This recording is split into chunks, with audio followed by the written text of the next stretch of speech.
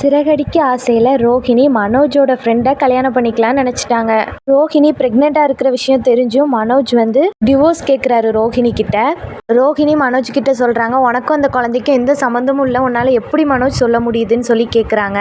ஆனாலும் மனோஜ் அமைதியாகவே இருக்கிறதுனால ரோஹிணி வீட்டுக்கு ரொம்ப ஃபீல் பண்ணி அழுவுறாங்க.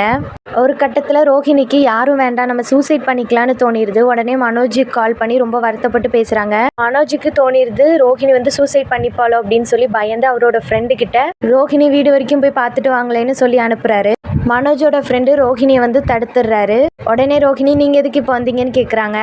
எதுக்காக இப்போ மனோஜுக்காக சூசைட்லாம் பண்ணிக்க போறீங்க? நீங்களும் அவனும் சேர்ந்து வாழ்றதுக்கு என்கிட்ட ஒரு பிளான் இருக்குன்னு சொல்றாரு. அது என்ன பிளான்னு ரோஹிணி கேட்குறாங்க. அவரு நம்ம 2 பேரும் கல்யாணம் பண்ணிக்கலான்னு சொல்றாரு. உடனே ரோஹிணிக்கு கோவம் வருது. உடனே அவர் சொல்றாரு, உண்மைக்கெல்லாம் கிடையாது, நாம 2 பேரும் கல்யாணம் பண்ணிக்க போற மாதிரி நடிப்போம். நீங்க நிரந்தரமா அவரை பிரிஞ்சிருவீங்கன்னு தெரிஞ்சிச்சுன்னா மனோஜ் கண்டிப்பா உங்க கூட சேர்ந்து வாழ சம்மதிச்சிருவாருன்னு சொல்றாரு. ரோஹிணி அப்புறம் மனோஜோட ஃப்ரெண்டு 2 பேரும் அவங்க இன்விடேஷன் கார்டை கொண்டு போய் மனோஜ் கிட்ட கொடுக்குறாங்க. மனோஜ் அவர் ஃப்ரெண்டை திட்டுறாரு, உனக்கு அறிவு இல்லையா, என்னோட ஒய்ஃப் எப்படி நீ கல்யாணம் பண்ணிக்கலான்னு கேட்குறாரு. ரோஹிணிக்கு உனக்கும் தான் எந்த சம்மந்தமும் இல்லையேன்னு சொல்லிடுறாரு அவரு.